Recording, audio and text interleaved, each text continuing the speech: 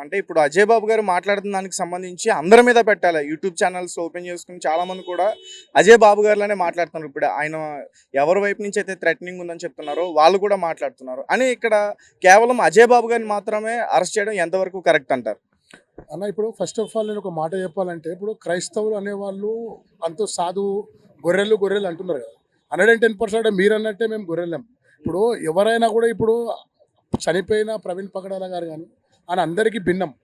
ఆయన ఒక ఇంటలెక్చువల్. ఒక డెబేట్లో ఒక హిందూ, ఒక ముస్లిం, ఒక క్రిస్టియన్ కూర్చొని ఉంటే, మీరు మా గ్రంథాన్ని తిట్టినప్పుడు మేము ఈ గ్రంథాన్ని తిట్టుకున్నప్పుడు వాళ్ళు ముగ్గురు కూర్చొని ఒకరినొకరు తిట్టుకోవద్దు, ఈ గ్రంథంలో ఇది ఉంది, ఆ గ్రంథంలో ఇది ఉంది, ఈ గ్రంథంలో ఇది ఉంది అని చెప్తుండే. సరే ప్రవీణ్ పగడాల గారిది యాక్సిడెంటా, అది ఏదో ఒకటి వదిలేయండి. ఒక కమిటీలో ఒక కాకి చచ్చిపోతే 10 కాకులు వచ్చినట్టు క్రిస్టియన్ కమిటీలో ఒక వ్యక్తి వాయిస్ రేజ్ చేసి మాట్లాడినప్పుడు, అది లేబర్ కావచ్చు, పార్టీ కావచ్చు, ఎక్కడ కానీ ఒక కుల సంఘము, ఒక మత సంఘము, లేకుంటే ఒక ఒక ఒక కార్యక్రమంలో ఉన్న కార్మిక సంఘం ఉన్నప్పుడు ఒక లీడర్కి ఏమైనా అయితే పక్కకున్న కార్యకర్తలు మాట్లాడినట్టు, మాకు మత గురువులు అనేట వాళ్ళు పాస్టర్లకు ఏమైనా అయినప్పుడు 110% కింద ఉన్న సంఘము, వాళ్ళు ఉన్న సేవకులందరం మేమందరం వచ్చి దానికి స్పందిస్తాం. అది సెకండరీ. ఒక పాస్టర్ ఏమైనప్పుడు పాస్టర్ మాట్లాడడం తప్ప అండి? సరే ఇప్పుడు ఈయన మాట్లాడండి అనుకుందాం. ఈయన మాట్లాడంటే ముంగడ వ్యక్తి, ఇప్పుడు మీరు ఉన్నారు, మీరు నన్ను క్వశ్చన్ చేస్తే నేను ఆన్సర్ చేసిన, మీరు క్వశ్చన్ చేసినప్పుడు నేను ఆన్సర్ చేయడం తప్పు అన్నప్పుడు మీరు క్వశ్చన్ చేయడం కూడా తప్పే కదా.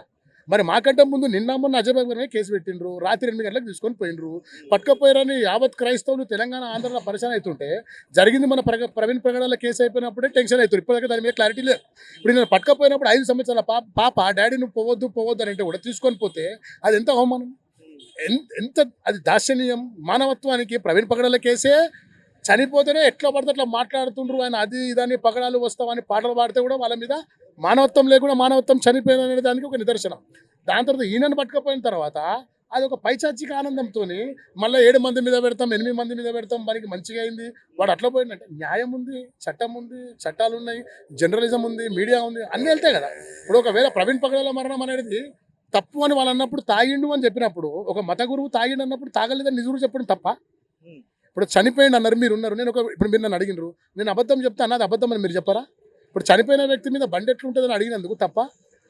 తెలిసిన ఇంటలెక్చువల్. ఇప్పుడు ఒక అడ్వకేట్ గారు ఉన్నారు, మాకంటే ముందు మీరు ఆయన అడిగినారు, ఆయన మాకంటే మాలాగా మనిషి కదా. ఫస్ట్ మీరు ఆయన ఎందుకు అడిగినారు? ఆయన ఒక లీగల్ వ్యక్తి, ఒక కోట్ వేసుకున్న వ్యక్తి, ఆయన ఒక చట్టపరంగా కరెక్ట్ మాట్లాడుతున్నా అడిగినారు. దానికి తప్పేముంది? ఇప్పుడు నేను చేసిన తప్పేంది అజయ్ బాబు?